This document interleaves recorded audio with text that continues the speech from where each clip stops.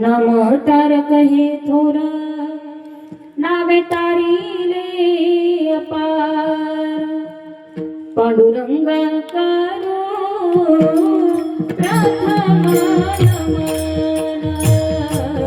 पांडुरंगा करो प्रथम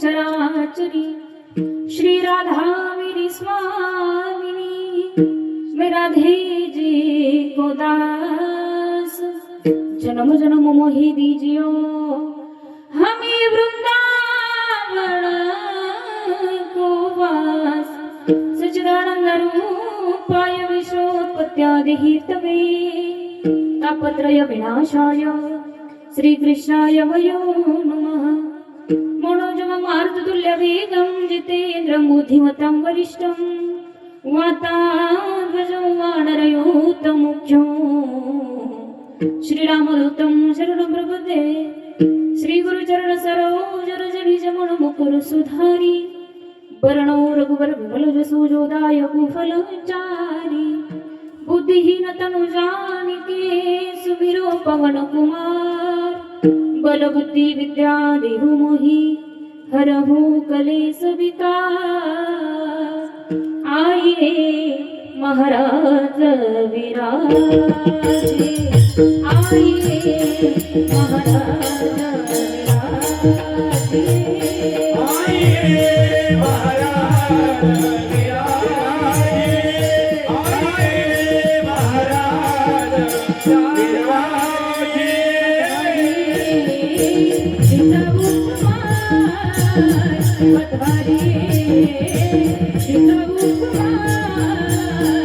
आइए महाराज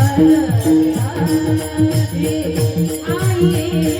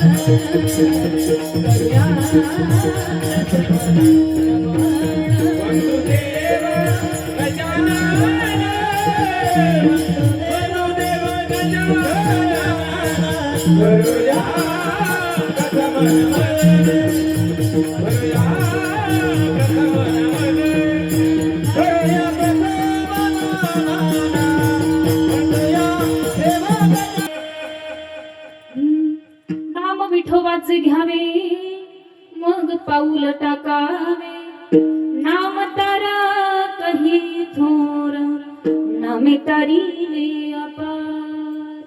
प्रस्तुत प्राप्त प्रसंगी प्राप्त स्थळी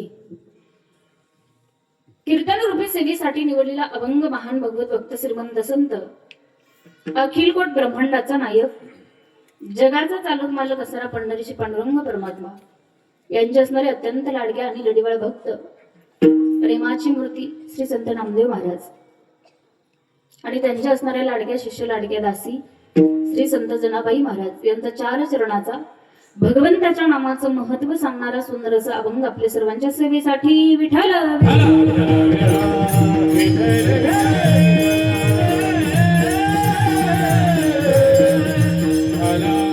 त्या गोष्टीचा आहे आपल्या गावातील हे एवढे रोज असतात त्या कीर्तनात रोज असतात. यांच्यासाठी एकदा टाळी वाजवा. टाळी का वाजवायची सांगितली त्याचं कारण आहे ही तरुण पिढी सध्या कीर्तनाकडे यायला नको म्हणते, पण आनंद आहे आपल्या या भागात कुठे जरी आले का कीर्तनासाठी बहुसंगीनं तरुण पोरं उपस्थित असतात. परमार्थाची आवड असावी माणसाला जीवनामध्ये आणि माणसाला तारणारे एकमेव साधन ते म्हणजे परमार्थ भगवंताचं नाम आणि भगवंताचं कीर्तन आहे. म्हणून माणसानं कीर्तनामध्ये यावं. आणि दादा येत जा कीर्तनाला, तुम्हालाही कोटी कोटी धन्यवाद देईल. आता या ठिकाणी हे कीर्तन जर तुम्हाला परत पाहावं असं कधी वाटलं, आता हे सगळे युट्यूब चॅनल आहेत का फक्त लाईव्ह केले का तुम्ही सगळ्यांनी लाईव्ह केले का? पेज आहे का एक नाव नाही का कोणाला काय नाव सांगतो तुम्हाला पटकन. स्वामी कीर्तन स्टुडिओ. स्वामी कीर्तन स्टुडिओ इकडे श्रीहरी इकडे फेसबुक आहे इकडे श्रीहरी इकडे मराठवाडा मीडिया. तुम्हाला सगळ्यांना धन्यवाद. आणि विशेष करून नाव एक घ्यायचं म्हणजे आमच्यासोबत आलेले आमचे वाल्मिक दादा आहेत. अंतरवाली सराटीमध्ये जेवढे काही कीर्तन झाले दादा त्या सगळ्या कीर्तनाचे बॅनर ज्यांनी बनवले ते आमचे वाल्मिक दादा आहेत. विशेष त्या कार्यासाठी त्यांचं विशेष असं सहकार्य लाभलेलं आहे. म्हणून दादांचे मी मनापासून कोटी कोटी आभार धन्यवाद व्यक्त करेन. आणि सगळ्यांच्या मध्ये भगवंताचं नामचिंतन आपल्याला या ठिकाणी पाहायचंय. आमचं जे काही गाणं असेल वाजवणं असेल माझ्या अंतकरणातील जो काही भाव असेल तो शेवटपर्यंत तुमच्या कानापर्यंत पोहोच करतील. आमच्या दादांसाठी एकदा जोरात टाळी वाजवा. गोड आणि सुंदर साऊंड या ठिकाणी दादांचा तुम्हालाही धन्यवाद. आणि भगवंताच्या नामचिंतनाला सुरुवात. मस्तक आहे पायावरी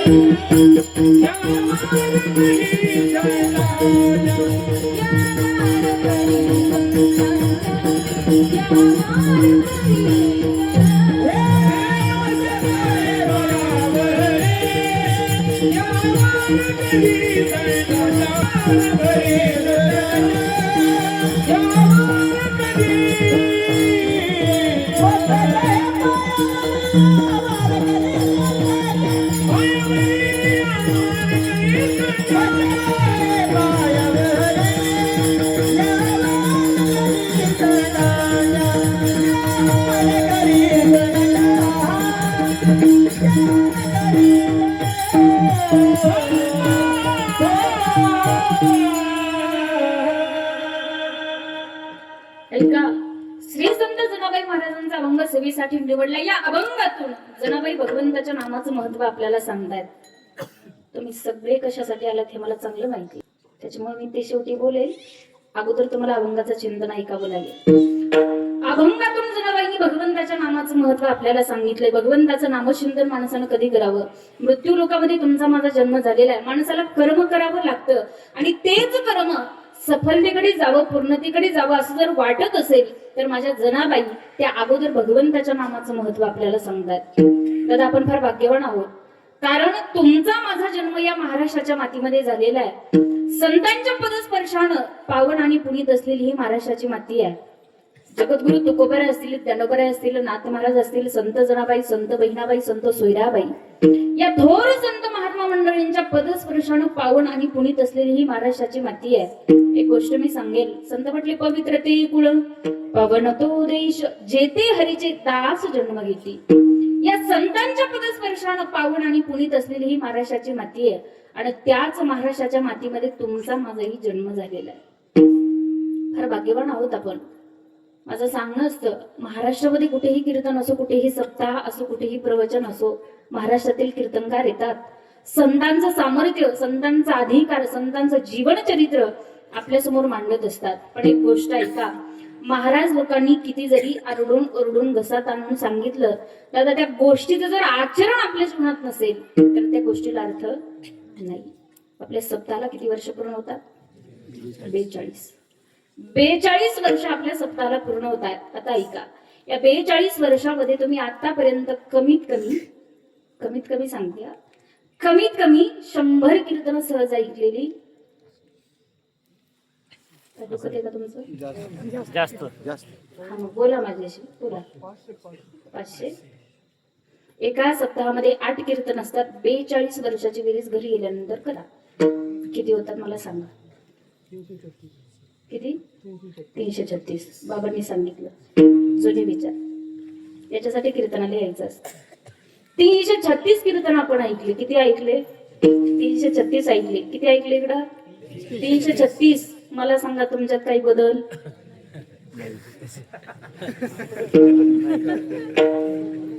झाला की नाही झाला? किती पोरांनी मला घातली? सप्ताह याच्यासाठी करायचा असतो, संतांचं जे जीवनचरित्र आहे त्याचं आचरण माणसानं आपल्या जीवनामध्ये करावं, याच्यासाठी सप्ताह असतो, याच्यासाठी कीर्तन असतं. एकच गोष्ट मला सांगायची, महाराज किती सांगतायत याला अजिबात महत्व नाहीये, पण त्या गोष्टीचं आचरण आपल्या जीवनात किती आहे या गोष्टीला जास्त महत्व आहे. संतांचं जे सामर्थ्य आहे, संतांचा जो अधिकार आहे, संतांचं जे जीवनचरित्र आहे, माझ्यासारख्या अल्पज्ञानी पामरानं काय जनाबाईंचं चरित्र तुम्हाला सांगावं. जनाबाईंचे आई वडील पंढरीचे वारकरी, पांडुरंगाचे भक्त, पांडुरंगाचे दास. संतती प्राप्त होत नव्हती म्हणून जगाच्या मालकानं स्वप्नामध्ये येऊन दृष्टांत दिला, तुमच्या पोटी सुंदर असं कन्यारत्न जन्माला येणार आहे. काही काळ उलटून गेला आणि त्यांच्या पोटी सुंदर एक कन्या जन्माला आली, त्या म्हणजे जनाबाई. गंगा खेळती भूमी आहे आणि त्याच भूमीमध्ये जन्माला आलेली ती कन्या थाटामाटात स्वागत केलं त्या मुलीचं. एक गोष्ट मी सांगेल महिला मंडळ, आमच्या पोटी एक मुलगी जन्माला आली का मला बस झाली. आम्ही दुसरी मुलगी जन्माला येऊच देत नाही. शेवटी बोलणार आहे मी याच्यावरती, पण एक बारीक ऐका. माझ्या जनाबाईंचं स्वागत थाटामाटामध्ये केलं आणि माझ्या जनाबाई हळूहळू वाढू लागल्या. 5 ते 6 वर्षाच्या झाल्या. गंगाखेडची भूमी आहे आणि त्याच भूमीतून जनाबाईंच्या घराच्या समोरून काही संतांची मांदियाळी ज्ञानोबा तुकोबाच्या गजरात पांडुरंगाला भेटण्याकरता संत निघाले. पाहिलं जनाबाईंनी, वडिलांना विचारलं, बाबा कुठे चालले हे वारकरी? बाबांनी सांगितलं, जना आपल्या सगळ्याचं जे दैवत आहे, आपण ज्याला आपलं माहेरघर समजतो, तो पांडुरंग परमात्मा, त्या विठुरायाला भेटण्याकरता ही मंडळी चाललेली आहे. बाबा आपल्याला भेटता येईल का? येईल ना जरा, आपल्यालाही जाता येईल. बाबा मलाही पाहायचंय तो पांडुरंग कसा आहे, मलाही बघायचा तो देव कसा आहे. माझ्या जनाबाई ज्ञानोबा तुकोबाच्या गजरात 5 ते 6 वर्षाचं वय त्यांचं आणि ज्ञानोबा तुकोबाच्या गजरात त्या दिंडीमध्ये माझ्या जनाबाई निघाल्या.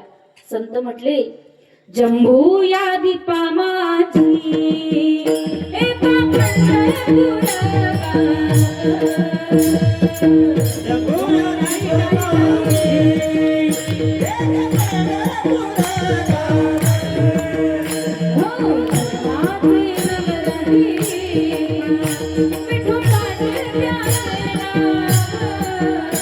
Yeah.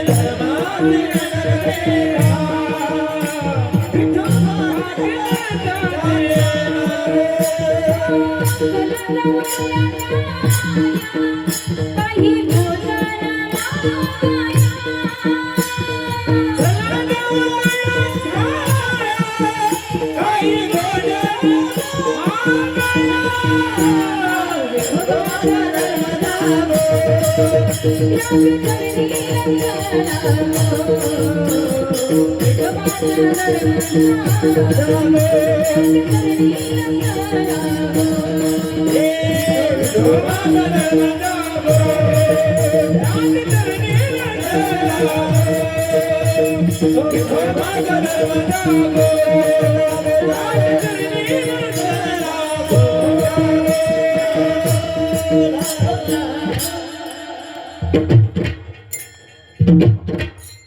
निघाल्या जनाबाई देवाला भेटण्याकरता पांडुरंगाला भेटण्याकरता पंढरपूर मध्ये आल्या. चंद्रभागेचं स्नान केलं आणि माझ्या जनाबाई पांडुरंगाच्या समोर जाऊन उभ्या राहिल्या. जनाबाईंनी भगवंताला पाहिलं, देवाला पाहिलं. पाठीमाग वडील होते सोबत. पाठीमाग बाबांना ओळून सांगितलं, एक काम करा, आता मला इथं सोडा आणि तुम्ही घरी जा. कधी प्रश्न पडलाय का आपल्याला, जनाबाई का म्हटले असतील मला इथं सोडा? बचत गट का म्हटले असतील? का म्हटले असतील हो? पुरुष मंडळ का म्हटले असतील? तुम्ही म्हणा तुला कशाला बोलली सांगते मी. जनाबाई का म्हटल्या मला इथं सोडून तुम्ही घरी जा? त्याचं कारण आहे, माझ्या जनाबाईंनी भगवंताला पाहिलं, त्या देवाला पाहिलं, त्या विठुरायाला पाहिलं आणि ते भगवंताचं सुंदर असणारं स्वरूप जनाबाईंना दिसलं. माझा देव इतका सुंदर आहे, इतका सुंदर आहे, देव इतका सुंदर आहे. संतांनी वर्णन केलं, राजस सुकुमार मदना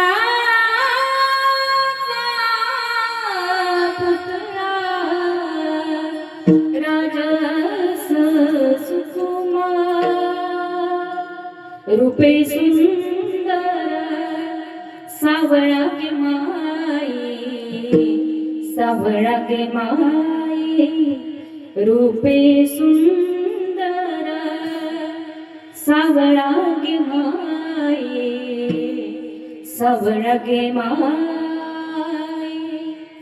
त्या भगवंताला जनाबाईंनी पाहिलं. जनाबाई पंढरपूरमध्येच राहिल्या. गाभाऱ्यातून नामदेवराय बाहेर आले. माझ्या जनाबाईंच्या वडिलांनी जनाबाईंचा हात नामदेवरायांच्या हातात दिला. छोट्याशा त्या जनाबाई नामदेवरायांनी हाताला धरलं, घरी घेऊन गेले. आईला सांगितलं, आई ही छोटीशी जना आहे, पांडुरंगाच्या दर्शनाकरता आली आहे, पांडुरंगाच्या भेटी करता आली. वडिलांकडे हट्ट केला, घरी जायचं नाही, इथेच राहायचं. ही जना पंढरपूरमध्ये राहिली. आई घेतेस का गईला घरात? नामदेवरायांच्या आईनं सांगितलं, नामा आपल्या घरात अगोदरची 14 लोक आहेत. कोण कोण होतं त्यांच्या घरात? राजाई गोणाई, दोघी सासू सोना, दामनामा जाना बापलेकर. 14 लोकांचं त्यांचं ते कुटुंब. जनाबाई त्यांच्यामध्ये 15व्या झाल्या. 15 लोकांचं कुटुंब तयार झालं. दुसऱ्या दिवशी उठल्या पहाटे, स्नान केलं आणि भगवंताच्या दर्शनाकरता भेटी करता जनाबाई निघाल्या. घरातून बाहेर पडल्या. नामदेवरायांच्या आईनं अडवलं, जना कुठं चाललीस? काही नाही, देवाला भेटायचंय. देवाला भेटण्याकरता चालली आहे. नामदेवरायांच्या आईने सांगितलं, जाता येणार नाही. कारण विचारलं. कारण त्याचं असं होतं, नामदेवरायांच्या आईनं सांगितलं, आपल्या घराचा नियम आहे, पहाटे उठावं लागतं, जात्यावरती दळण दळावं लागतं, सकाळी स्वयंपाक करावा लागतो, दिवसभर गोवऱ्या वेचून आणाव्या लागतात. ही सगळी कामं आजपासून जरा तुला करावी लागणार. कशा करता राहिल्या होत्या? कशा करता राहिल्या होत्या? देवाच्या भेटी करता, देवाच्या दर्शनाकरता राहिल्या. पण त्यांच्या जीवनामध्ये त्यांच्या वाट्याला काम आलं. त्या दिवसापासून माझ्या जनाबाईंनी पहाटे उठावं, जातं झटकून घ्यावं, जात्यावरती घास भरावा आणि माझ्या जनाबाईंनी जात्यावर दळण दळता दळता दळता पांडुरंगाला आळवावं. काय म्हणायच्या?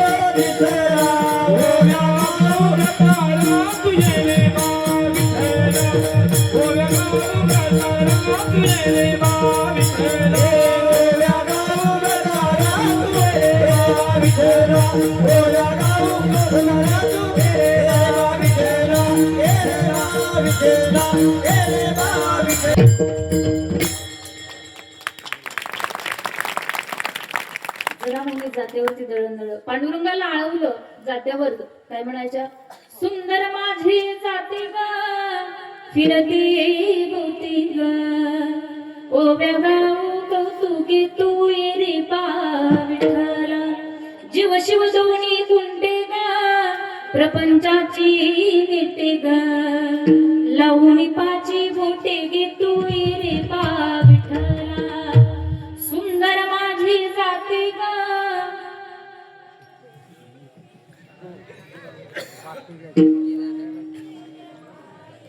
भूक लागली का फराळ केले ना म्हणून जोरात सुंदर माझे जाते ग फिरते बोलते ग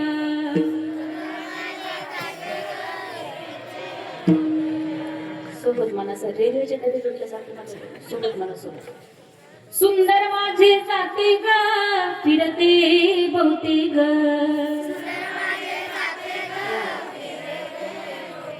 ओव्या गाऊ कौतुके तू ये रे बा विठ्ठला जीव शिव दोन्ही गुंडे ग प्रपंचाची नीटे ग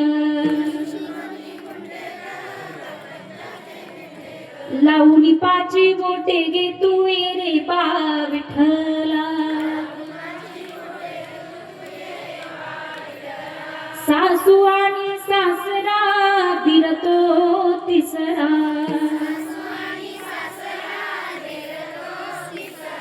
ओव्या गाऊ भ्रातारा तू ये रे बा विठ्ठला प्रपंच दळण दळिले पिठा भरिले सासू पुढे ठेविले तू ये रे बा विठ्ठला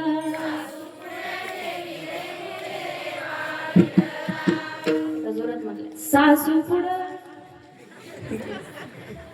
धन्यवाद गोड भजन केलं तुम्ही हे भजन माझ्या जनाबाईंनी जात्यावरती म्हटल्या त्याचा परिणाम जगाच्या मालकानं वीट सोडावी जनाबाईंच्या झोपडी तेव्हा दळण दळू लागावं पांडुरंग परमात्मानं सगळी कामं जनाबाईंची केली कोणती कोणती झाड लोट करी जनी केरा भरी चक्र पाणी घेऊन या पाटी शिरी नेऊन टाकी दुरी सगळी कामं केली जनाबाईंनी झाडून काढावं जगाच्या मालकानं केर भरावा गोबऱ्या वेचायला गेली ती टोपली डोक्यावर घ्यावी ही सगळी कामं जगाच्या मालकाने जनाबाईंच्या घरी गेली जनाबाई देवाच्या भेटी करता राहिल्या पण पांडुरंग परमात्मा जनाबाईंच्या घरी आले आपण मंदिरात जातो याच्यात नवल नाही देवानं आपल्या मंदिरात यावं आणि आपल्या घरात यावं आपल्या घराचं मंदिर व्हावं अशी भक्ती आपली असावी जनाबाईंकडे काम करण्याकरता परमात्मा यायचे पहाटे रावळामध्ये काकडा करण्याकरता वारकरी यायचे एकानं विचार केला अरे ज्याच्यासाठी आपण काकडा करतोय ते रावळात आहे कधी पाहिलं पाहिजे कवाडा डवणी पाहता ती जग जेठी भगवंताला पाहिलं उशीर झाला जाऊ दे विठ्ठला विठ्ठला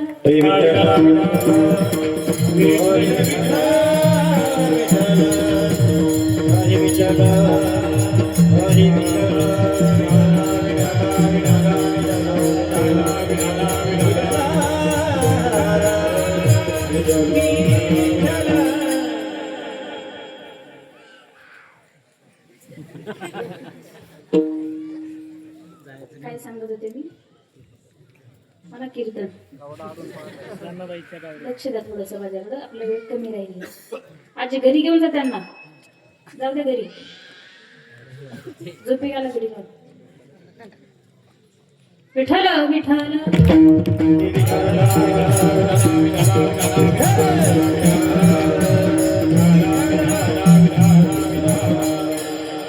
वारकऱ्यांनी पाहिलं रे, ज्याच्यासाठी आपण काकडा करतो ते मंदिरात नाहीये, गायब आहे. सगळ्यांना माहिती होतं देव कुठे जातात, जनाईच्या झोपडीत.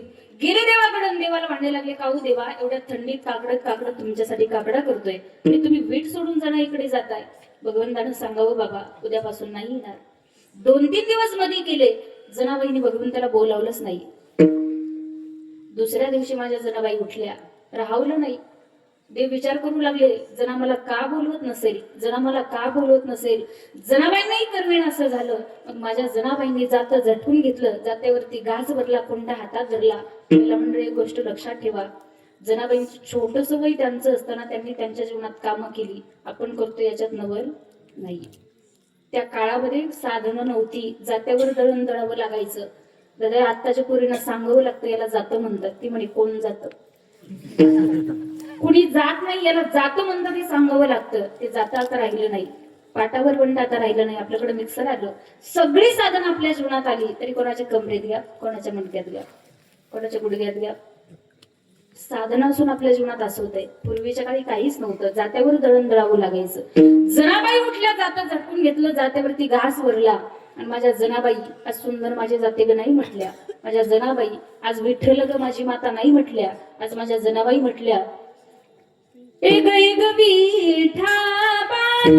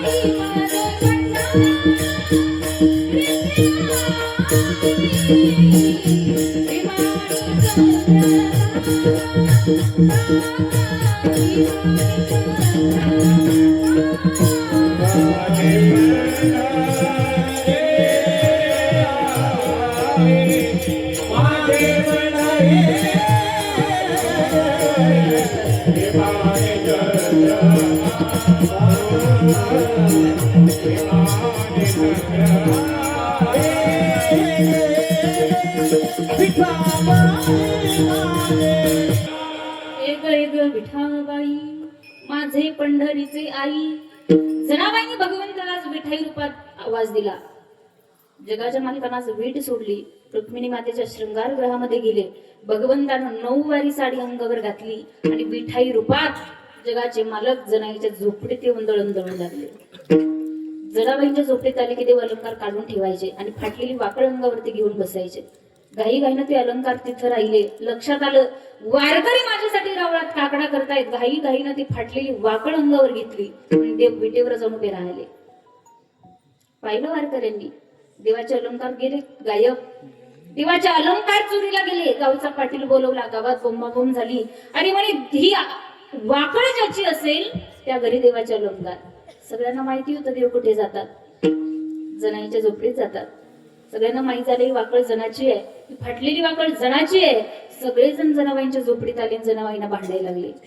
काऊ म्हणे शोभत का तुम्हाला, ज्या देवाची भक्ती करता, त्या ज्या देवाला रोज झोपडीमध्ये बोलवता, त्या देवाचे अलंकार तुम्ही चोरता, शोभत का म्हणे तुम्हाला. माझ्या जनाबाईंनी काकुळतीला आवाज सांगावं, बाबा मी नाही चोरले अलंकार. भगवंत विसरून गेले, बाबा नाही चोरले मी अलंकार. शेवटी गावच्या पाटलानं जनाबाईंना सुळावर द्यायचं ठरवलं. सुळावर चढण्याकरता निघाल्या. एक गोष्ट जनाबाईंच्या जीवन चरित्रातून आपल्याला शिकायची आहे. जीवनात किती संकट आलं, भगवंताचे अलंकार राहिले म्हणून त्यांच्या जीवनावरती एवढं मोठं संकट आलं की त्यांना सुळावर चढावं लागलं. जीवन जगत असताना माणसानं सुखातही भगवंताचं जर नाम घेतलं आणि दुःखातही नाम घेतलं तरी तो भगवंत आपल्या जीवनाचं कल्याणच करतो. ही गोष्ट लक्षात ठेवायची. सुळावर चढण्याकरता जनाबाई निघाल्या. जाता जाता एकानं विचारलं तुमची शेवटची इच्छा काय. जनाबाई म्हटल्या एकदा मला त्या माझ्या देवाला भेटायचंय. गेल्या देवाच्या समोर उभ्या राहिल्या आणि आज देवाला गोडी गोडीनं नाही बोलल्या. आज जनाबाईंनी देवाला डायरेक्ट शिव्या दिल्या. अरे विठा विठा मूळ मायेच्या कारण रणकी झाली, जन्म सावित्री चुडाल्या फक्त ऐका तुम्ही, फक्त ऐका. त्याच्या आचरणाच्या भानगडीत पडू नका, कधी ट्राय करू नका. त्या पात्रतेच्या आपण नाहीयेत. जनाबाई होत्या, भक्ती होती, नामचिंतन जीवनात होतं. देवाला वाढल्या, देवाला म्हटल्या, देवा मला माहिती रे 4 युगापासून तुझ्या सोबत आहे. चौयुगाचा भक्त नामा उभा कीर्तनी, पाठी मागे डोळे झाकूनी उभी तिजली. देवाला म्हणतात जनाबाई, देवा मला माहितीये 4 युगापासून मी तुझ्या सोबत आहे रे. माझा नाही, अनेकांचा छळ केलेला मी पाहिलाय. पुण्यवंत पात्र लोकी नेला, पुण्यवंत पात्र लोकी नेला, पुण्यवंत पात्र लोकी नेला, पुण्यवंत पात्र लोकी नेला. हरी देतो भाग्यवंत केला, हरी देतो भाग्यवंत केला. देवाना जन्ममान केला, देवाना जन्ममान केला, देवाना जन्ममान केला, देवाना जन्ममान केला. झाला तुझा दरबार, झाला तुझा दरबार, धुंद झाला तुझा दरबार, झाला तुझा दरबार. देवासोबत भांडल्या जनाबाई, गेल्या त्या सुळावर चढण्याकरता. भक्तीची ताकद किती मोठी आहे का, नामचिंतनाची ताकद किती मोठी आहे का. त्या सुळावर चढण्याकरता जनाबाई गेल्या, सुळावर चढल्या. तो लोखंडाचा सूळ इथं ठेवला जातो, तो सूळ जनाबाईंच्या इथं ठेवला. तो सूळ ठेवल्या बरोबर त्या सुळाचं पाणी झालं. याला भक्ती नाही, याला भक्तीची पराकाष्ठा म्हटलं जातं. त्यांच्या जीवनामध्ये चोरीचा आळ आला, म्हणून तर म्हटल्या, ओव्या गाऊनी स्वरात दासी जनीच्या घरात, दळण दळीले सख्या श्री आदीने, आळ चोरीचा माझ्यावरी, आळ चोरीचा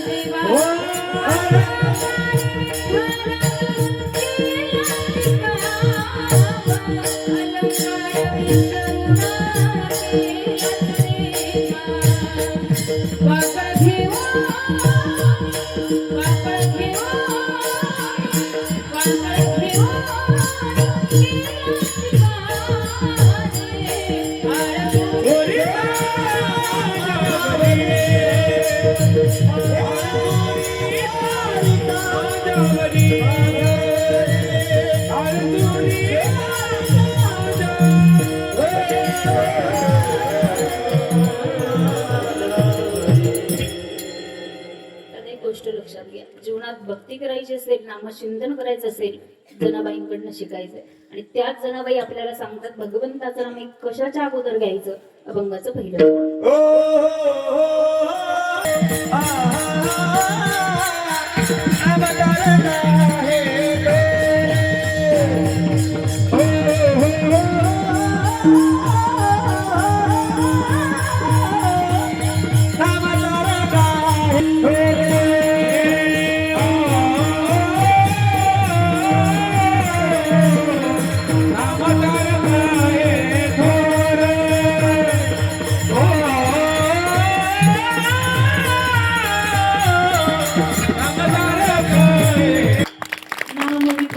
घरी मग पाऊल टाकावे. अभंगाच्या पहिल्या चरणात जनाबाई भगवंताच्या नामाचं महत्व आपल्याला सांगतायत. कीर्तनाचा वेळ किती झाला? नव्हत्या करायला. हो. पहिल्याच जन्मात जनाबाईंनी भगवंताच्या नामाचं महत्व आपल्याला सांगितलं. थोडं बारीक ऐका.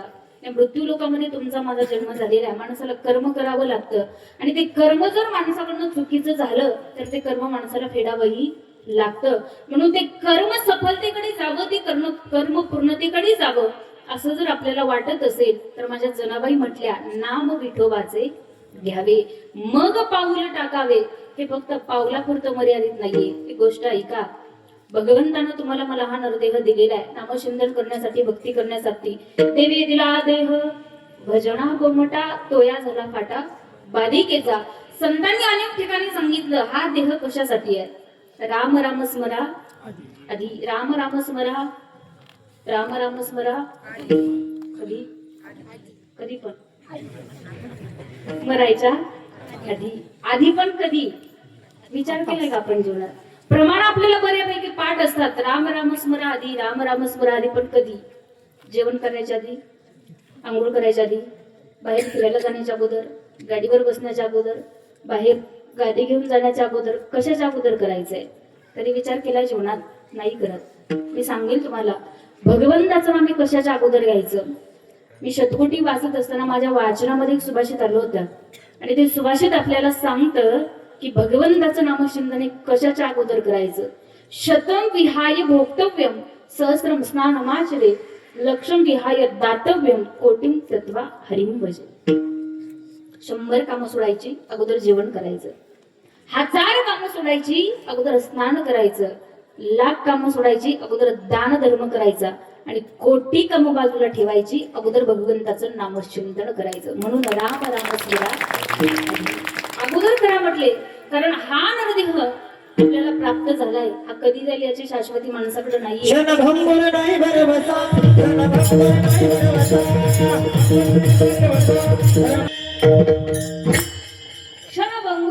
गर्व सवारी सावध तोडा माया अशा काही नचले मग गळा पडेल फासा.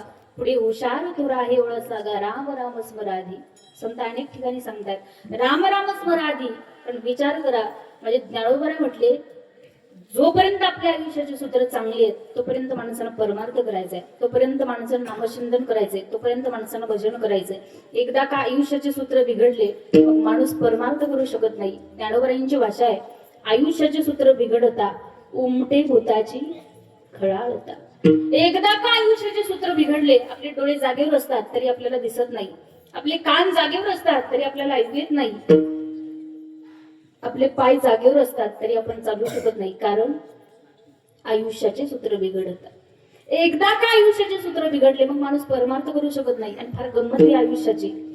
आपले डोळे जागेवर असतात तरी आपल्याला दिसत नाही. काहींना लांबचं दिसत नाही, काहींना जवळचं दिसत नाही, काहींना काहीच दिसत नाही. आणि या बहिऱ्यांची फार गंमत आहे.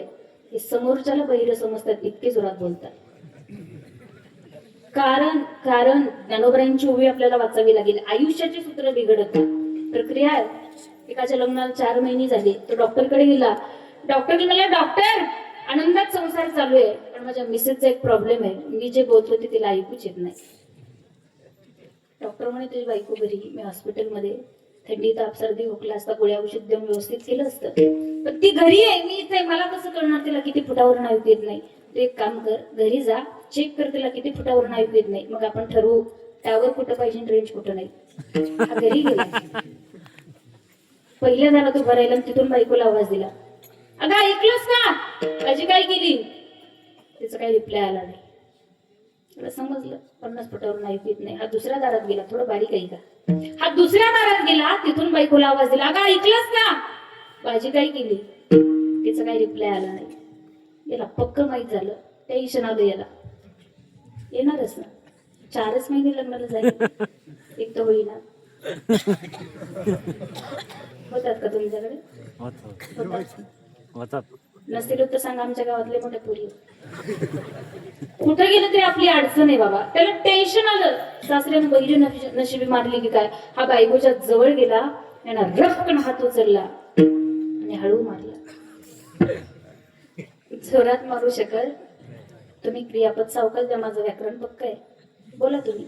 जोरात मारू शकत मारत तेवढी हिंमत नसावी, तेवढी हिंमत नसतेच. ज्याला जे लागेल तेच घ्या. कारण घरी गेल्यानंतर मी काम येणार नाही, मग आपण करा सोडवणं. बायकोच्या जवळ गेला, रक्कन हात उचलला पाठीवरती, हळू मारला आणि तिला विचारलं, बाई ग किती वेळापासून तुला विचारतो भाजी काय केली? ही म्हणे, मी तुम्हाला 3दा सांगितलं वांग्याची भाजी केली.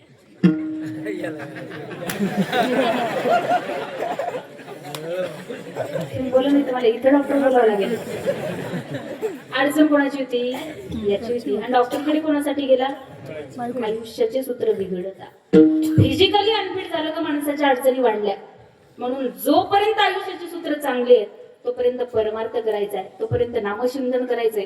माणसाला तारणार एकमेव गोष्ट ती म्हणजे भगवंताचं नाव आहे. आणि तेच नामचिंतन तुम्हाला आम्हाला करायचं. आपण करत नाही त्याचं कारणही शास्त्र तुम्हाला सांगतं. संसारात इति संसार हा, म्हणून तुम्ही नामचिंतन करत नाही. हा तुम्हाला सुधरू देत नाही म्हणून तुम्ही भजन करत नाही. एक व्याख्या मी सांगेन. प्रपंचाचा आरंभ हा अनुकूल आहे. प्रपंचाचा आरंभ हा अनुकूल आहे पण त्याचे परिणाम प्रतिकूल आहेत. तसं परमार्थाचा आरंभ हा प्रतिकूल आहे पण त्याचे परिणाम मात्र अनुकूल आहेत. तुम्ही ठरवा संसार करायचा की परमार्थ करायचा. आम्ही म्हणणार नाही सोडून द्या, आणि संत म्हटलेही नाही तुम्ही फक्त भजन करावे, संसारी असावे असूनी नसावे. भजन करावे वेळोवेळा, कामामध्ये काम काही म्हणा, किंवा पक्षी अंगणी उतरती ती का गुंतून या राहती तैसे असावे संसारी जोवरी प्राचीनाची दोरी. संसार असा करायचा आहे अलिप्त कमळ जडी जैसे. कमळ पाण्यात राहतं पण ती कधी त्याला त्याचा स्पर्श होऊ देत नाही. तसं संसारात राहायचं असून नसल्यासारखं संसार तुम्ही करताय म्हणून तो संसार तुम्हाला सुधरू देत नाही, म्हणून तुम्ही नामचिंतन करत नाही. एक गोष्ट लक्षात घ्या, तो आहे एवढं त्याचं अस्तित्व मान्य जरी केलं ना तर तो भगवंत आपल्याला खूप काही देतो. फक्त तो आहे एवढं त्याचं अस्तित्व मान्य करा. आज या जगात अशी नास्तिक लोक जन्माला आली ती देवाला मानायलाच तयार नाही. ते डायरेक्ट म्हणतात आई देव बिव आम्ही मानत नाही. पण माझं त्यांना सांगणं असतं, तुम्ही जरी देवाला मानत नसले तरी देव तुम्हाला मानतोय म्हणून तुम्ही आज जगात वावरताय. ज्या दिवशी भगवंत तुम्हाला मानायचं सोडून देईल ना त्या दिवशी तुमच्या दारात गर्दी असेल. विचारा ना कसं. राम नाम सत्य है. पुढचे म्हणत असतात राम नाम सत्य. लोक इतके विचित्र निघाले. मागचे म्हणतात शिरापुरी का. म्हणून ते भगवंताचं अस्तित्व स्वीकारा, अस्तित्व मान्य करा. ते मान्य जरी केलं ना तो भगवंत आपल्याला खूप काही देतो. म्हणून त्या देवाचं अस्तित्व मान्य करायचं. मंदिरात जातो आपण बाबा, कशासाठी जातो? मंदिरात कशासाठी जातो? दर्शन करता जातो. काय करतो मंदिरामध्ये जाऊन? एक चुकी आपण करतो. मंदिरामध्ये गेल्याच्या नंतर ज्या देवाला पाहण्याकरता गेलेलो असतो त्या देवाच्या चरणावर आपण आपलं मस्तक ठेवतो, उभे राहतो, 2 डोळे बंद करून तिथं आपण उभे राहतो. का का ज्ञानोबरांची उभी आहे, चामाचे डोळे दाविते. या चामड्याच्या डोळ्यानं दगडातल्या मूर्तीला पाहिलं तो इतका सुंदर आहे. या चामड्याच्या डोळ्यानं दगडातल्या मूर्तीला पाहिलं तो इतका सुंदर आहे. आता ते चामड्याचे डोळे बंद कर. तुझ्या गुरुनं तुझ्या अंतःकरणातून तुला जे ज्ञान दिलंय ते ज्ञानाचे डोळे उघड. तुझ्या अंतःकरणामध्ये आत्मा म्हणून परमात्मा मी तेवढाच सुंदर आहे. देव आहे, देव आहे, हृदय मंदिर शोधून पाहे. इथला भगवंत कळण्याकरता मंदिरामध्ये आपण जायचं असतं. म्हणून या भगवंताचं नामचिंतन करायचं. का करायचं? संत म्हटले हा देह संपणार आहे. देह अनु हे मी हे सरी उरला उरे विठ्ठल. देह जर संपला तर या शरीरामध्ये या देहामध्ये एकच तत्व उरतं. त्या तत्वाचं नाव आहे विठ्ठल. म्हणून त्या विठ्ठलाचं भजन जीवनात करायचंय. एक गोष्ट मी सांगेल, मंदिरातला देव नाही समजला तरी चालेल पण इथला समजून घ्या. फार जबाबदारीनं बोलतीये. मंदिरातला नाही समजला तरी चालेल पण इथल्या देवाला समजून घ्या. तुमच्या माझ्या प्रत्येकाचा इथे एक देव आहे. आपल्या इथे एक सेन्स आहे बाबा. त्या सेन्सचं नाव आहे तैसा हृदयामध्ये मी राम. असदा सर्व सुखाचा सर्व आघटी राम देहा देही सूर्यप्रकाश सहस्र. म्हणून इथल्या देवाला समजून घ्या. त्या देवाचं अस्तित्व मान्य करा. आपण जीवन जगत असताना माणसाला मोक्षापर्यंत घेऊन जाणारी गोष्ट एकच आहे, ती म्हणजे फक्त भगवंताचं नाम. आणि ते नाम आपल्याला आपल्या जीवनात घ्यायचं. आपण घेत नाही ही गोष्ट वेगळी आहे. करता का भजन? भजन करता का? किती तास करता? 4 तास, 2 तास, म्हणजे 24 तासात ते फक्त 2 तास भगवंतासाठी तुम्ही देताय. तुम्ही किती तास करता? इथं आल्यावर तरी करत जा ना. इथं 22 तास आपल्या डोक्यात एकच गोष्ट आहे, बाल्या बाल्याची नाही बालीन धावायलाची कुली. एवढंच ना डोक्यात आपल्या. काय घरी गेल्यानंतर भजन आहे का भक्ती आहे का नामचिंतन आहे? इथून गेल्यावर तुम्ही भजन करता तासभर, नामचिंतन करता 2 तास, नाही ना करत. आपल्या डोक्यात एवढीच गोष्ट आहे. म्हणून ते भगवंताचं नामचिंतन तुमच्या माझ्या जीवनाचा उद्धार होणार आहे. ते नाम आपल्याला आपल्या जीवनामध्ये घ्यायचं. एक गोष्ट आहे का, एखादं पेटणारं घर आहे, एखादं घर आहे, त्या घरात पैसा आहे, त्या घरात सोनं आहे, त्या घरात बायको आहे, त्या घरात मुलगा आहे, त्या घरात फर्निचर आहे. शॉर्ट सर्किट झालं, दाडदाड दाडदाड घराला आग लागली. मला सांगा त्या घरातून अगोदर काय बाहेर काढलं पाहिजे? पावणे 11 वाजले, अगोदर तुला बाहेर काढलं पाहिजे. सांगा ना त्याची भूमिका आहे. त्या घरातून अगोदर काय बाहेर काढलं पाहिजे? ऑप्शन जास्त होत आहेत, कमी करू. त्या घरातून काय बाहेर काढायचं? एक गोष्ट आहे का, माझ्या आजोबा मला नेहमी सांगायचे दादा, तर रंगनाथ गुरुजी परभणीकर सांगायचे, कुंभार आणि कुंभारीण यांना जर आयुष्य भरपूर असेल तिथे मडक्यांची कमतरता भासत नाही. घरात बायको आहे, घरात मुलगा आहे, अगोदर काय काढलं पाहिजे? पत्नी.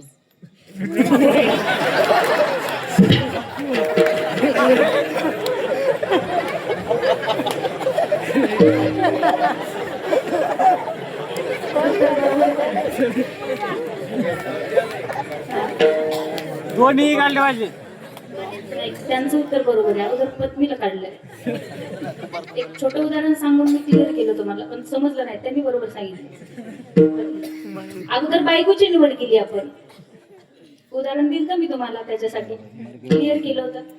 अगोदर बायकोला बाहेर काढलं. आता ऐका, संत म्हटले, घाई करा, त्वरा करा, लाहू करा, कशाला म्हणायचं? हे संसार रूपी घर आहे. त्या घरात गाडी, बंगला, पैसा, धन, संपत्ती, इस्टेट, प्रॉपर्टी, बायको, मुलं, या सगळ्या गोष्टी पेटणाऱ्या घरात आहेत. माझे संत म्हटले, त्यातली त्यात तुम्हाला रामाची निवड करायची. त्याला म्हणतात त्वरा करा, त्याला म्हणतात घाई करा, त्याला म्हणतात लाभो करा. संत म्हटले, परमार्थ करायचा आहे, योग्य वयात आणि योग्य वेळी करा. नाहीतर म्हातारपणचा परमार्थ आहे. सोपं सांगेल, घराला आग लागल्यानंतर विहीर खोदण्यासारखा. म्हातारपणी माणसाची अवस्थाच अशी होते, नाकमुख गळू लागले, लाळानी कानों में पड़ गया ताला, आंखों में पड़ गया जाला, नाकों से बहने लगा नाला, अब क्या करे गोपाल. कानानं ऐकून न येणं, डोळ्यानं न दिसणं, तोंडानं बोलता न येणं, समजा आपल्या घराला आग लागली. इथं बसलेल्या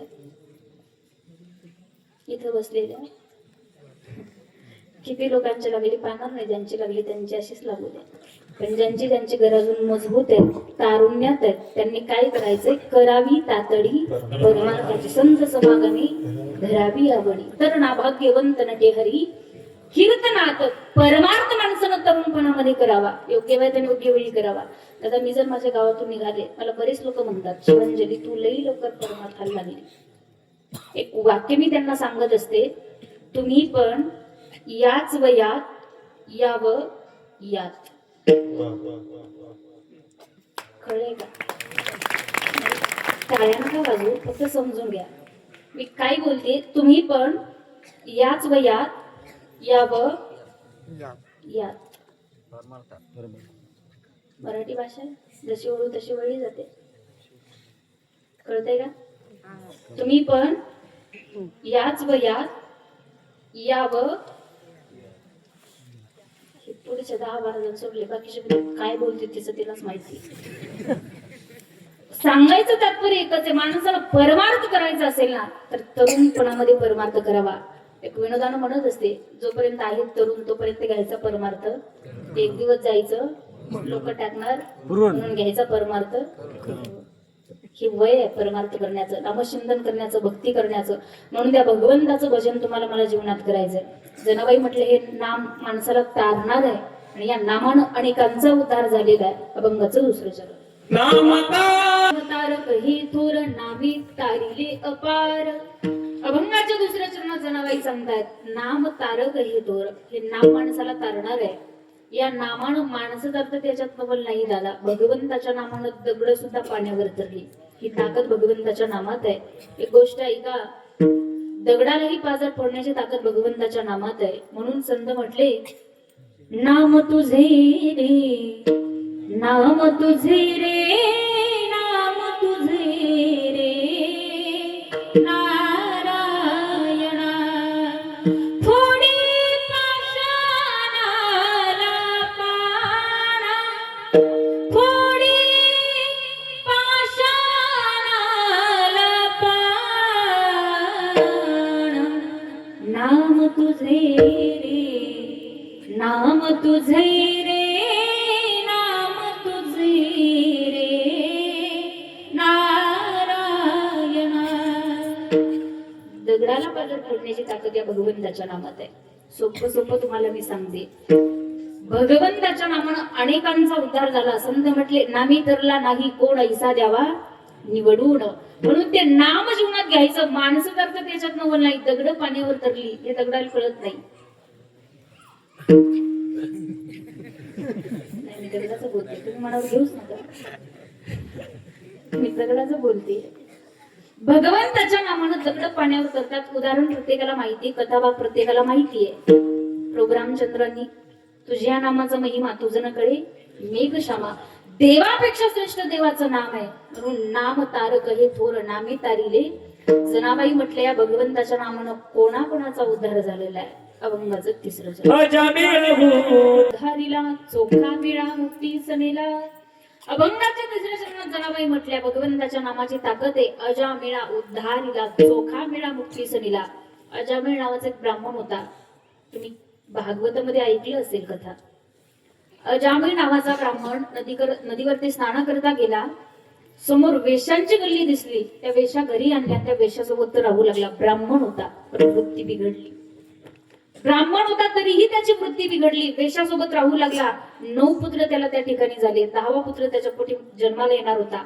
काही संतांची मांदियाळी घरी आली आणि संतांनी जाता जाता त्या अजामिळाकडे दक्षिणा म्हणून एक गोष्ट मागितली. त्यानं जीवनात फक्त कुकर्म केलं, वाईट कर्म केलं, माणसं मारली, लोकांचा पैसा लुबाडला, जमिनी लुबाडल्या, एवढीच कामं त्यानं त्याच्या जीवनामध्ये केली. मरताना त्रास होऊ लागला त्याला. संतांनी जी दक्षिणा मागितली, संत म्हटले, तुझ्याकडनं आम्हाला एक दक्षिणा हवी आहे. त्यानं सांगितलं, बाबा तुम्हाला इथं घरी राहू दिलं ते उपकार माना. मी काही कोणाला दान धर्म करत नाही. मी कोणाला कधी काही देत नाही. मी लोकांचं घेतो, लोकांना देत नाही. संत म्हटले, आम्हाला तुझ्याकडनं पैसा नकोय, तुझी जमीन नकोय, तुझी प्रॉपर्टी नकोय. एकच गोष्ट तुझ्याकडनं हवी आहे. तुझ्या पोटी जो 10वा मुलगा जन्माला येणार आहे, त्या मुलाचं नाव फक्त नारायण ठेव. नारायण नाव ठेवलं. या अजामिळाला मरताना त्रास होऊ लागला. बाबा असंच होतं, जीवनात चांगल्या गोष्टी नाही केल्या, भगवंताचं नामचिंतन नाही केलं, भक्ती नाही केली, भजन नाही केलं, की माणसाला मरताना त्रास होतो. या अजामिळाला मरताना त्रास होऊ लागला. यानं मुलाला नारायण म्हणून आवाज दिला. ती अर्धा हात भगवंतापर्यंत पोहोचली. यमदूत घेण्याकरिता आले, पण भगवंतांनी सांगितलं, हे गिराईक आमचं आहे. एकदाच जीवनात नारायण म्हटला, एकदाच म्हटला. संतांनी वर्णन केलं, अजामिळा पाप रसी नमिनीला वैकुंठ असे. वैकुंठाला घेऊन गेले. चोखा मेळा मुक्ती सनेला. आपण सामान्य जीव आहोत. आपण भक्ती केली, आपण भजन केलं, नक्कीच तुमच्या माझ्या जीवनाचाही उद्धार होणार आहे. आणि हे नाम इतकं श्रेष्ठ आहे की ते सहजासहजी घेणं, एवढं आपल्या मुखात येणं सोपं नाहीये. इतकं श्रेष्ठ भगवंताचं नाम आहे. एक गोड हिंदी भजन आहे, वर्णन केलं त्याच्यामध्ये. लाखों में किसी को कुछ चुनते हैं,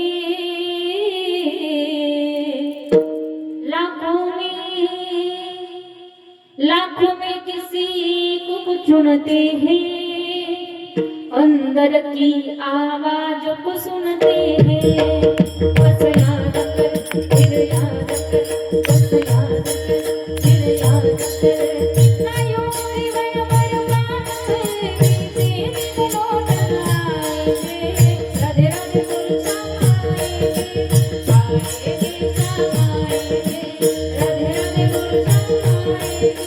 राधे राधे भक्ति का परिणाम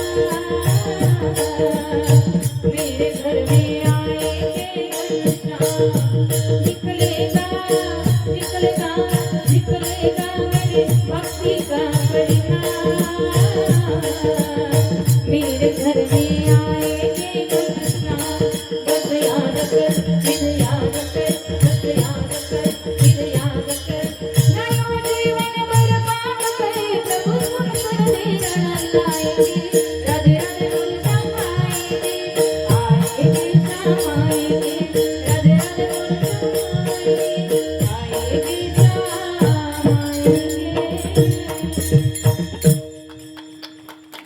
श्रेष्ठ आहे.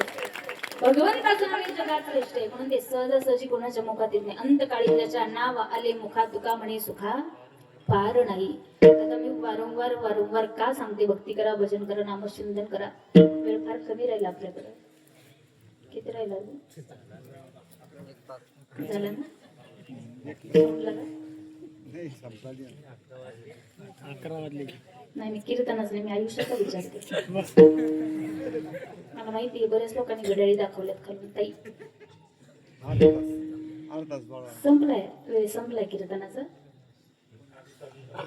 हा आयुष्याची गॅरंटी दिलेली नाहीये. म्हणून एक गोष्ट लक्षात घ्या, नामचिंतनाशिवाय तुमच्या माझ्या जीवनाला काही पर्याय नाही. जनाबाई म्हटल्या भगवंताचं नामचिंतन करण्याकरता कुठली काळवेळ माणसाला लागत नाही. जनाबाई सांगतात ना मदळणी कांडणी म्हणे नाम याची जनी. म्हणून एक गोष्ट लक्षात घ्या, देवानं हा नरदेह आपल्याला त्याच्यासाठी दिलेला आहे. माणसानं जीवनात भक्ती करावी, भजन करावं, नामचिंतन करावं. संत म्हटले हे नाम घेण्याकरता कुठली काळवेळ आपल्याला लागत. काळवेळ नाम काळवेळ काळवेळ नाम उच्चारिताना